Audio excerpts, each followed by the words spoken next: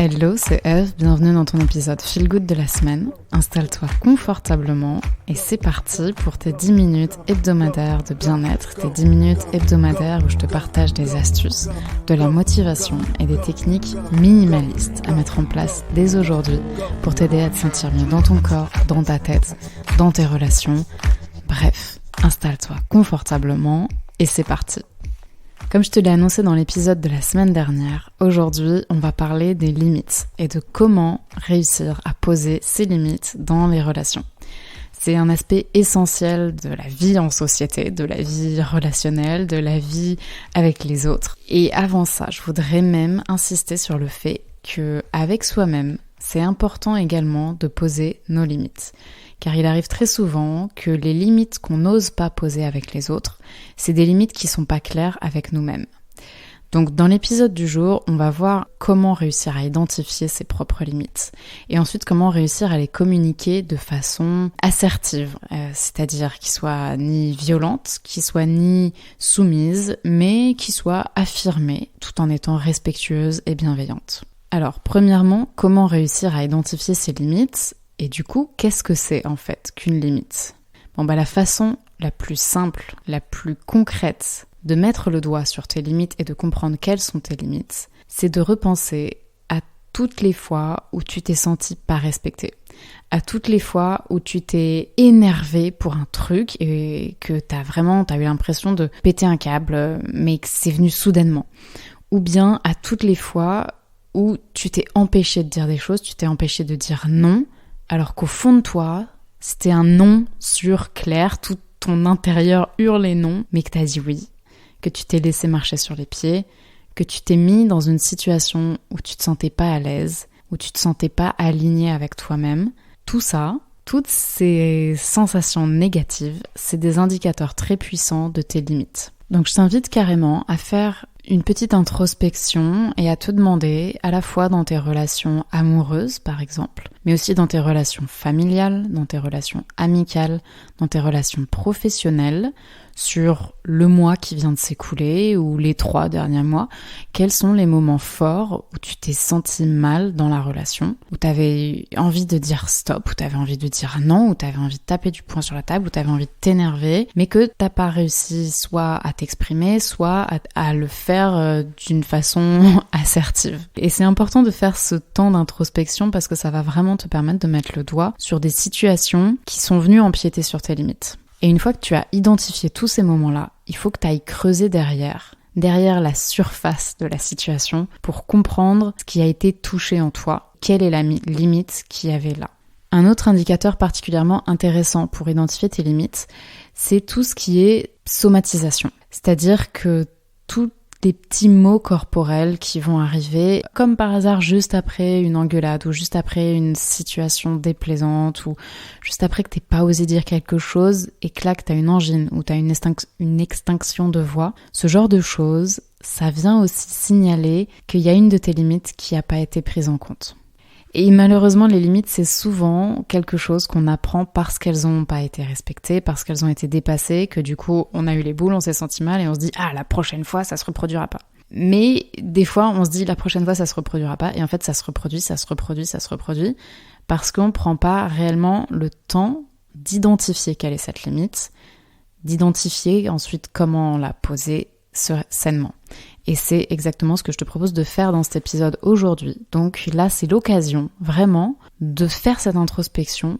Je t'invite vraiment à prendre ce temps-là, à mettre pause sur l'épisode si tu veux pour être là dans le momentum de cet exercice et pour profiter. Tu te mets 10 minutes, un petit timer de 10 minutes pour le faire et tu notes toutes les situations vraiment qui t'ont déplu ces derniers temps et où t'as pas osé t'exprimer. Ok, maintenant que tu as identifié tes limites, on va pouvoir essayer de les poser de façon assertive. Sachant que, évidemment, en fonction des gens, tu vas pas avoir envie de poser les mêmes limites. Tu vas peut-être avoir envie d'être plus souple avec ton meilleur pote qu'avec ton collègue de bureau, ce qui est parfaitement normal. Mais dans tous les cas, que ce soit avec ton meilleur pote ou avec ton collègue de bureau, il faut réussir à communiquer tes barrières, tes stops, d'une façon qui va pas forcément froisser la relation. Parce qu'il faut savoir qu'on rencontre parfois des gens qui ont envie de dépasser nos limites exprès, parce que c'est des gens que ça fait kiffer et qui en fait ne tiennent pas forcément à nous. Mais on rencontre aussi très souvent des gens qui dépassent nos limites, pas du tout en voulant nous faire du tort. C'est pas du tout pour nous abuser qu'ils vont dépasser nos limites, c'est juste qu'ils fonctionnent différemment, que eux, leurs limites sont peut-être pas situées au même endroit et que du coup, ils veulent pas forcément nous blesser, mais ils vont empiéter trop, ils vont pas respecter quelque chose qui est important pour nous, etc. Il y a 1 milliard d'exemples qui existent où des gens respectent pas nos limites, mais ça veut pas dire qu'ils ne nous respectent pas nous en tant que personne. C'est juste qu'ils fonctionnent différemment. Et c'est pour ça que c'est hyper important de pouvoir communiquer de façon saine, parce que sinon ça risque de créer des sentiments négatifs chez l'autre, il peut se sentir rejeté, il peut se sentir pas respecté à son tour, etc. Et du coup que ça envenime la situation, et ça serait dommage. Donc pour poser des limites sainement, le meilleur outil, c'est la communication non violente, qu'on appelle aussi la communication assertive. J'avais déjà fait un épisode de podcast là-dessus, donc je t'invite à le réécouter, mais on va se faire un petit récap. En gros, l'idée, c'est de réussir à t'exprimer d'une façon qui va venir susciter l'empathie chez l'autre personne et qui va lui permettre de comprendre ce que toi tu as ressenti sans que lui se sente attaqué. Donc il faut bien s'exprimer au jeu et exprimer ton ressentiment et ne pas rester en surface mais pouvoir aller chercher en fait quand l'émotion qui vraiment est ressortie chez toi. Donc on va prendre un exemple tout con. Il y a Boris, ton collègue, qui arrête pas de prendre tes stylos à la pause déj et à chaque fois, il te les rend pas.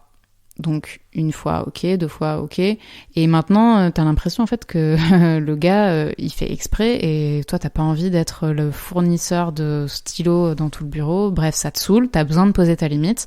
Comment poser cette limite ? Parce que Boris, il continuera. L'idée, c'est de pouvoir déjà choisir le bon moment pour exprimer ta limite. Parce qu'il ne s'agit pas de le dire quand t'es sous le coup de l'émotion négative, quand t'es dans le stress, ni de le dire à un moment où Boris, il est sur un dossier hyper important et donc tu vas arriver, lui parler de ton stylo, il va pas capter. Donc il faut choisir le bon moment, un moment où tu vas pas être dérangé, un moment où il y a du temps pour discuter, un moment qui est calme. Tu peux le créer, ce moment, dire « Tiens Boris, j'aurais besoin de te parler, tu veux bien venir 2 secondes ?» Même si, ok, ça fait un petit peu gros moment important, mais c'est pas grave en fait. C'est important pour toi, donc ça a de la valeur. Parce que justement, on en vient à l'idée d'après de la communication assertive, c'est qu'une fois que tu as choisi ton moment, tu vas pouvoir expliquer factuellement la situation. Donc dire ok, ça va faire 2 fois que tu prends des stylos à moi et que tu ne les rends pas. Et l'idée, c'est vraiment de l'expliquer très factuellement. Si ça fait que 2 fois, tu dis 2 fois, tu dis pas 1 million de fois. Ok ? Il faut être vraiment extrêmement factuel pour que l'autre, il se sente pas attaqué, mais que tu puisses décrire la situation qui te dérange. Ensuite, là, tu vas en venir à tes émotions, à toi, à ce que ça te fait ressentir toi, personnellement, en profondeur.